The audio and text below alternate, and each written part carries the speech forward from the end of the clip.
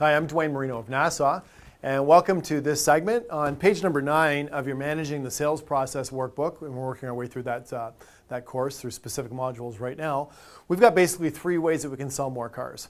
So if you want to keep some quick notes after you print off the PDF, this is fairly straightforward. The first one is we can throw money at it. Now, throwing money at it basically means the dealership and manufacturer cement it to such a point that it starts to move the sales needle. We have, program cashbacks, incentives, rates, internal credits to the dealership. We have various, rates and incentives that are available to the salespeople, spiffs and bonuses, and then we have, similar things that are available to consumers.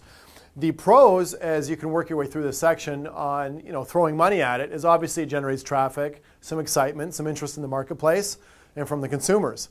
The cons, of course, with throwing money at it continually and forever, which is really what we're getting at here, is you end up with maybe a consumer that has an insatiable appetite. Pretty much they're going to expect us to pay for them to drive the cars. We've seen this in so many of our markets.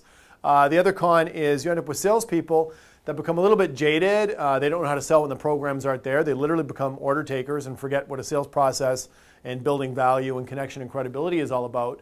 And of course, the other con is it's just not sustainable from many reasons. Through the year, financially, and in fact, there might not be a lot of money in it.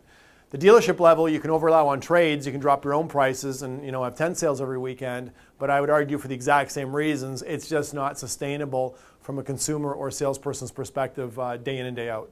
The second way it says in your workbook is we can work the B shift. Now, working the B shift basically means you're going to be here in the morning and be here at night. We run half staff, double hours. Sales managers there 24 hours a day. Now, I guess the pros with that, you need fewer people. In theory, the people that are there will make more money and they have more opportunities than anyone else. And the manager is going to be there all the time to have his pulse on everything, control it all. The cons, however, are burnout. There's a point of diminishing returns where you just don't have the energy to take advantage of certain situations that might be a little bit more difficult than others to try to close a sale or hold gross. And you essentially end up with a sales department that becomes a little bit negative, irritated, and maybe just not the best CSI in the world, and it might even lead to turnover. The third way is we can develop the team. Now, by developing the team, there's too many things here to list in this tape. We're talking about closing skills, relationship building skills, product knowledge, how to deal with the internet, email, phone calls, incoming and outgoing, be-back follow-up, negotiations, trial closing, presentations, demonstration drives. I could just go on and on and on. Now, the thing with developing the team, the pros of developing the team, is you should have a happier team. You should be able to keep better people because better people like companies that invest in them. The other pro with developing the team is you end up with a happier customer that's being processed a little more effectively and efficiently.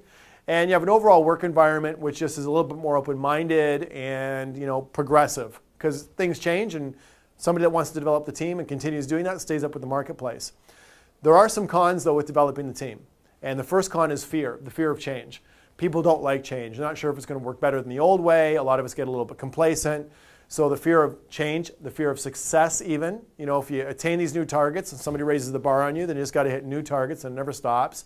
So some of us just kind of shut off where we are and go, you know what, let's just keep it where it is. Status quo is fine because we don't want anybody pushing us any harder than we're already pushed. So fear is definitely one. There's various levels of that. Then we have habits. Breaking habits can be difficult.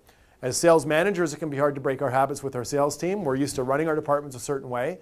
Doesn't mean they're the most effective habits, but salespeople, sales managers, we're human beings, and habits can be hard to break. The third one is laziness. It's basically impotent goals. We just aren't sure why we're doing this. We can't be bothered. We lack the energy or the sales energy to make it happen. If you can overcome fear, habits, and laziness and develop the team consistently, I can promise you, compared to throwing money at it and working the B shift, it is by far the most sustainable and obtainable and probably enjoyable process, and it is definitely the most profitable. The only thing really you're investing here for the most part is your own time, your energy, and your effort. So looking at those 3 ways, I ask you to assess how you normally run your departments and give some consideration to really, finally, seriously working on developing the team.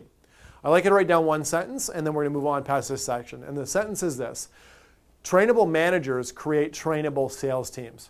Trainable managers create trainable sales teams. Sometimes we need to, or you need to, get out of your comfort zone and have your salespeople notice that you're out of comfort zone for them to actually want to develop and move along with you.